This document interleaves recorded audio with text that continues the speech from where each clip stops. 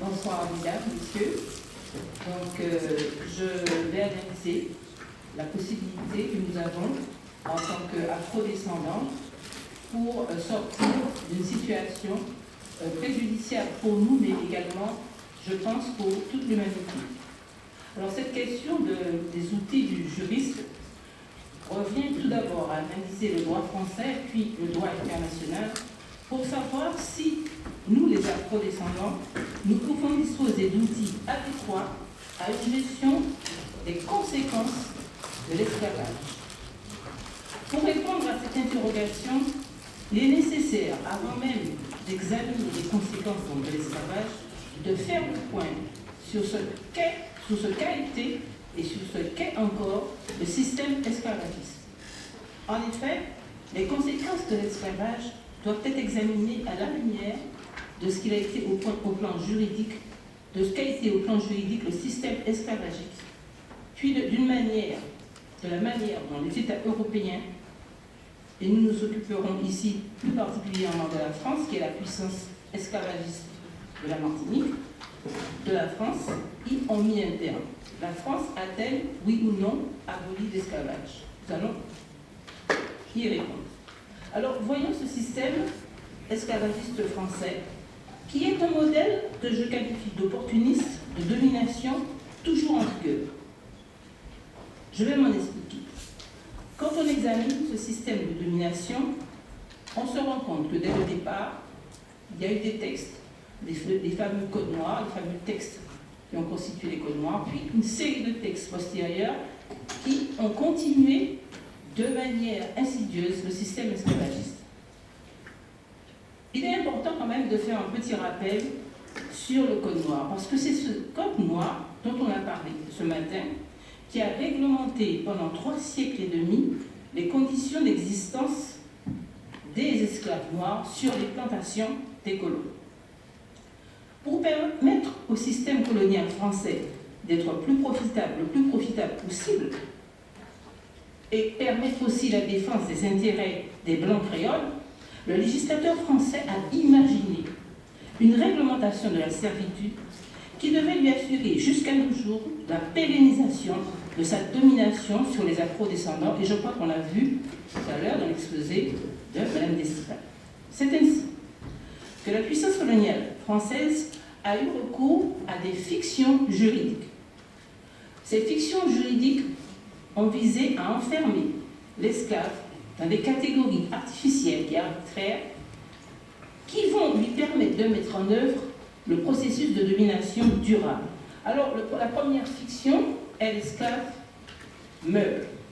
L'article 44 du Code noir indique que les esclaves noirs sont des meubles. C'est quoi des meubles? Ce sont des objets qui n'ont pas de volonté, que l'on peut acheter, que l'on peut vendre, que l'on peut céder, qui sont dans la succession, etc. Donc, c'est un déni total d'humanité, mais aussi, et c'est très important, l'exclusion du vivant. C'est donc une fiction juridique très grave. On va exclure du vivant même l'humanité. Il n'est pas un être vivant capable de penser et encore moins capable de volonté, pouvant donc être vendu, comme je le disais, et transmis par voie de succession. Sur la plantation, en tant que meuble, il est moins bien considéré qu'un animal domestique. Donc, c'est la première catégorie qui néantise totalement l'esclave noir. Deuxième fiction inventée par le Code noir, c'est l'affranchi, l'esclave affranchi.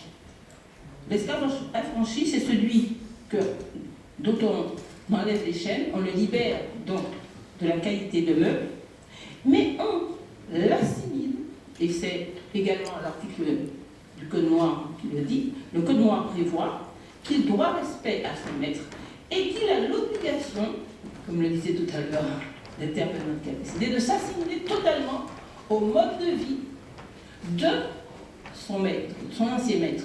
Et ça va très loin parce que si cet esclave noir manque de respect à l'ancien maître, il peut redevenir l'autre fiction, donc il peut redevenir un meuble. Donc voilà ces 2 fictions juridiques qui vont permettre à l'État français de continuer cette domination détermination de continuer à dominer les afro-descendants. Il y a eu le décret d'abolition de 1848. On nous a dit que l'État français a aboli l'esclavage. Quand on regarde ce décret, on s'aperçoit que si la fiction juridique esclave égale meuble a disparu, on continue, au contraire, on affranchit ces esclaves meubles. Ils ne deviennent pas des êtres libres, c'est-à-dire des hommes capables d'entrer dans l'histoire, capables d'humanité, capables de faire du droit, de s'instituer. Ils deviennent des êtres affranchis, c'est-à-dire, comme le disait le Code noir, sommés d'entrer dans un cadre de citoyen français, c'est-à-dire l'histoire de s'assimiler à l'histoire et à la civilisation française. On lui dénie, on le ramène dans une espèce d'humanité, mais de sous-humanité. Et dans le décret, c'est bien précisé, à partir de 1848, ils ont des actes de naissance. C'est-à-dire qu'avant, ils n'existaient pas. Ils n'entrent dans l'histoire qu'autant qu'ils vont dans l'histoire de l'autre, du dominant, et pas dans leur histoire réelle. On leur interdit tout droit, le droit d'être des êtres civilisationnels, de créer du droit, de créer des sociétés, de s'instituer. Voilà ainsi que l'État français a donc gardé cette fiction d'affranchi. Les textes qui vont suivre ce décret d'abolition de 1848 vont permettre à l'État français d'asseoir ce statut. Comment?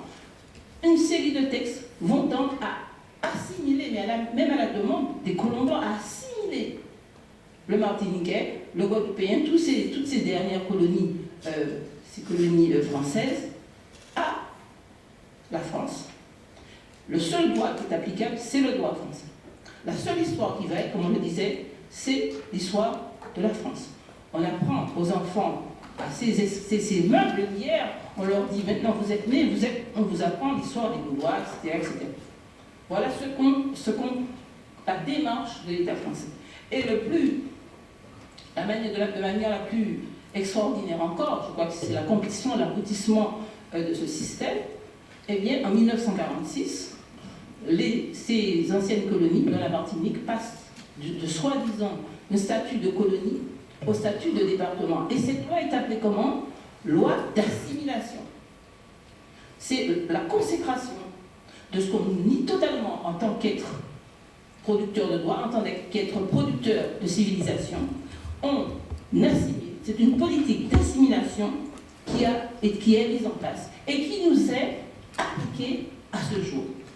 C'est donc la réalité de nos pays. Et nous disons qu'il s'agit d'une escroquerie et qu'une telle escroquerie n'a été possible que parce que, au moment où il y a eu d'abord le décret d'abolition, les conditions de l'esclave étaient telles, de l'esclave meuble, étaient tellement dures, tellement terribles, qu'il ne s'est même pas rendu compte. Et il a fallu qu'il y ait des réflexions, il ne s'est même pas rendu compte qu'en fait, on ne lui donnait aucune liberté. On ne lui donnait qu'un statut. On lui conservait un statut particulièrement de non-humanité, particulièrement terrible, le statut d'esclave affranchi. Donc, nous sommes actuellement dans un système de négation de la personne humaine qui existe encore aujourd'hui et qui fait que les afro-descendants, qui sont dans des pays appelés départements, mais en fait de possession française, sont toujours dans une incapacité juridique d'exister, mais aussi dans une incapacité culturelle et historique même d'exister. Alors, vous pensez bien que tel système a des conséquences terribles sur des êtres humains.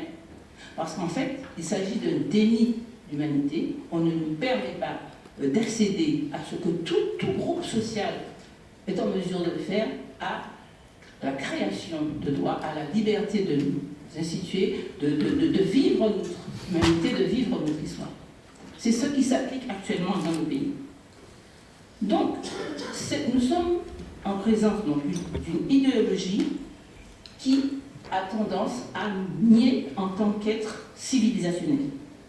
Et nous disons que ce système est condamnable et doit être condamné. Pourquoi? Parce que vous avez des conséquences fatalement sur des êtres. Tout à l'heure, j'entendais Madame Tessila qui disait qu'effectivement, on a l'impression qu'on ne peut pas bouger. C'est ce qui se passe en Martinique. En Martinique, les afrodescendants des dernières colonies sont toujours un peuple en souffrance.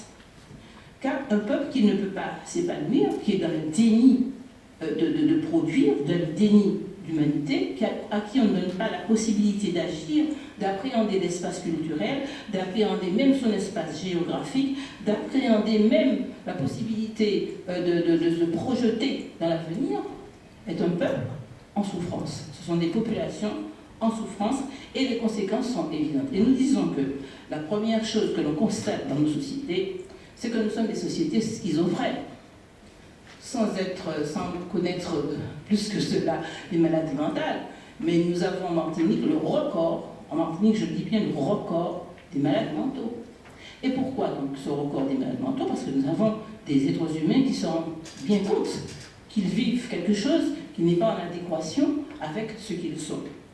Et en nous invitant à prendre possession de ce qui ne nous appartient pas, et en nous contraignant à vivre quasiment dans la clandestinité ce qui nous appartient, parce que des gens, les afrodescendants, quand ils ont eu l'abolition, ils n'ont pas vécu la culture française, ils ont continué à vivre leur culture, mais dans la clandestinité. Officiellement, on leur demandait de vivre la culture de l'autre. Mais forcément, même si on leur dit vous n'êtes pas les hommes, ce sont des hommes. Même si on leur dit vous ne créez rien, ils créent. Et ça les oblige à vivre donc deux sociétés. Ça les oblige à vivre dans la clandestinité ce qu'ils sont, et à l'extérieur, on leur demande, quand on les interroge, qui êtes-vous? Oui, je suis citoyen français. En fait, ils ne savent même pas comment ils peuvent appartenir à une nation qu'ils ne connaissent pas, les Martiniquais qui ne sont jamais allés en France, sur ce territoire, qu'ils ne connaissent pas, qui n'ont aucune idée de ce qui se passe ici, à qui on dit, vous devez dire ça. Et quand on leur a dit, vous devez dire que vos ancêtres sont des Gaulois, que vous avez, etc., quand ils disent ça, ils se retrouvent en porte-à-faux. Et forcément, vous avez ce qui aboutit à la création d'être schizophrène. Je dis une société schizophrène parce que c'est une société qui se prétend, ce sont des gens qui disent ce qu'ils ne sont pas. Et ça, c'est une maladie mentale. Et c'est la raison pour laquelle il y a tant de personnes qui sont atteintes de ce type de maladie mentique. Mais il y a pire. Nous sommes dans une société où on est exclu même. C'est une société qui exclut ses propres autochtones d'eux-mêmes et de tout pouvoir. C'est une société où on vous dit que vous ne pouvez pas accéder à un certain niveau de poste, à un certain niveau de responsabilité. Le Martiniquais ne fait pas ses lois. Les lois sont connues d'ailleurs. On nous envoie le journal officiel, voilà ce qui a été décidé pour vous et ce qui sera applicable à vous désormais. Donc, c'est une exclusion de ce pouvoir-là, c'est une exclusion d'investir un certain nombre de lieux fondamentaux pour l'épanouissement de la société, et donc, nous sommes un peuple en exil chez nous. C'est ça la gravité.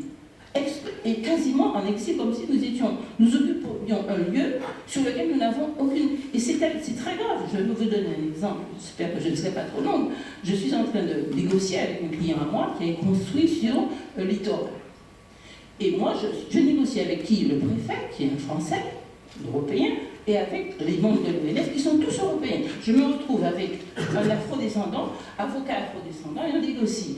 Et il y a parmi les gens de l'ONF qui sont arrivés, deux personnes très, très respectables, très bien, qui me disent, oui, mais vous savez, nous avons l'intention de faire ça là, nous avons l'intention... Alors, qui a dit, oui, mais j'ai déjà fait ça, je pense... Non, c'est nous qui décidons. Autrement dit, nous n'avons aucun pouvoir de maîtriser notre territoire, aucun pouvoir de maîtriser notre droit, aucun pouvoir d'enseigner notre histoire, de faire notre histoire et de nous instituer. Donc, nous subissons en Martinique une violence inouïe, et c'est ça qui a d'ailleurs été écrit, j'appelle par France Fanon, dans les derniers Nader. Alors, quels sont rapidement les outils pour sortir de cette histoire? Nous avons la possibilité, nous avons déjà dans le droit positif français, on l'a dit tout à l'heure, l'intervenant qui a parlé de la délinquance, de au bout des textes, nous avons des outils. Il y a d'abord cette fameuse déclaration des droits de l'homme qui se trouve dans le préambule de la Constitution de 1946 et de 1958, et qui dit que tous les hommes sont égaux. Et la égalité, c'est quoi l'égalité des hommes? C'est que tout homme, tout groupe humain doit pouvoir avoir son identité, créer son droit, créer sa société, s'instituer. C'est ça l'égalité qui se trouve dans les textes français. Or, la France n'applique pas sa Constitution, la France n'applique pas ces textes à nos populations. Donc c'est déjà, ces textes existent. Nous avons également, dans le droit positif français, la loi Taubira, qui reconnaît le crime, qui dit c'est un crime qui est la traite transatlantique est un crime. L'esclavage qui s'est perpétré à cette époque est aussi un crime. Donc nous avons des textes qui sont là et qui doivent être appliqués et qui doivent avoir une application dans la réalité. Il ne suffit pas de dire oui, le préambule de la Constitution, la déclaration des droits de l'homme, et puis moi, la France, je fais autre chose. La loi Taubira, je reconnais le crime, mais moi, je ne répare pas. Nous devons pouvoir obtenir, nous devons obtenir réparation, nous devons obtenir au moins, avec l'État français, des outils nous permettant qu'il y ait une véritable reconnaissance, une égalité des droits. Alors, il y a des outils aussi au plan international. Nous savons qu'au plan international, le crime contre l'humanité a été reconnu. Mais il n'y a pas la reconnaissance, ou tout au moins au niveau de l'Europe, du crime contre l'humanité. La France l'a reconnu. Je ne sais pas si tous les pays européens l'ont reconnu, mais l'Europe, en ce qu'elle comporte, en ce qu'elle elle regroupe beaucoup de puissances, en majorité, des puissances qui ont commis l'esclavage, devrait reconnaître déjà ce crime, afin de permettre que, une fois que cette reconnaissance est faite, qu'on puisse voir dans quelle mesure, par la création, je propose notamment la création d'un fonds, mais je propose également, puisqu'il s'agit de mettre en place des outils juridiques, que soit mis en œuvre non seulement le processus de réparation, aussi bien par la force, mais surtout par l'Europe, parce que c'était un problème qui a concerné toute une série de pays qui ont construit, il faut dire la réalité, qui ont bâti leur puissance sur cet esclavage et aussi sur cette colonisation, parce que la colonie c'est quoi? Tout ce qui se fait dans la colonie, c'est au bénéfice de la métropole. Donc tout le travail des afro-descendants, tout le travail des ancêtres, c'était au profit de la métropole. C'est ça le système colonial. Et ce système colonial n'a pu être efficace que par l'esclavage. Et donc c'est un problème européen, c'est un problème mondial, c'est un problème qui concerne aussi bien tous les pays du monde, mais c'est un problème d'abord européen. C'est un problème qui devrait être pris à bras le corps par les anciennes puissances esclavagistes qui sont dans l'Europe. Il y a d'abord la nécessité de la reconnaissance, c'est très important. Et il y a deuxièmement la nécessité de la mise en œuvre du processus de réparation par toutes ces anciennes puissances esclavagistes. Alors nous proposons, je représente le MIR, parce que je dis, l'institution d'une autorité scientifique, composée d'historiens, de juristes dans chaque pays, dans chacun des pays des anciennes puissances esclavagistes, avec également, dans chaque pays, composé d'afro-descendants, afin de disposer d'un fonds qui permette effectivement l'étude des outils à mettre en œuvre pour parvenir à ce que ces populations puissent retrouver leur dignité, parce que c'est de cela qu'il s'agit. Quand on ne permet pas à un peuple de faire son histoire, on lui ôte toute dignité, on lui ôte la liberté, on lui ôte l'égalité, mais on lui ôte aussi la dignité, afin qu'ils peuvent donc en toute dignité s'instituer en tant que société libre et de groupes politiques librement déterminés. Donc c'est au niveau de l'Europe, c'est notre proposition, mais nous disons qu'il est impératif que l'ONU, parce que on va au-delà de l'Europe, que l'ONU également reconnaisse le crime, parce qu'au plan international, c'est vrai qu'il y a la reconnaissance de la notion même de crime contre l'humanité, mais compte tenu de l'importance de ce qui s'est passé et de ce qui continue, les conséquences actuelles et terribles, parce que c'est tout à l'heure, Madame Eva Joly a dit tout à l'heure, les conséquences sont terribles quand elle disait ce qui se passe actuellement en Afrique, etc., et que nous voyons, nous disons qu'au niveau international, il devrait y avoir une reconnaissance du crime, mais également des outils visant à réparer. C'est fondamental. Et je pense que le monde dans lequel nous vivons ne va pas pouvoir continuer à vivre comme il vit. Nous ne pourrons pas continuer ainsi parce que il y a trop de souffrance d'un côté. Il y a aussi l'éveil des peuples. Il y a aussi l'éveil. Je crois que nous voyons de plus en plus les législations, ça s'accélère, mais il y a aussi la nécessité, aussi bien pour les anciennes puissances esclavagistes que pour nous, qui sommes toujours dans cette situation de non-reconnaissance de nous-mêmes, il y a une nécessité pour que nous parvenions un jour à nous rejoindre, qu'il y ait effectivement la mise en œuvre de ce processus de réparation qui permettra effectivement d'aboutir à une société, à un monde beaucoup plus apaisé. Merci.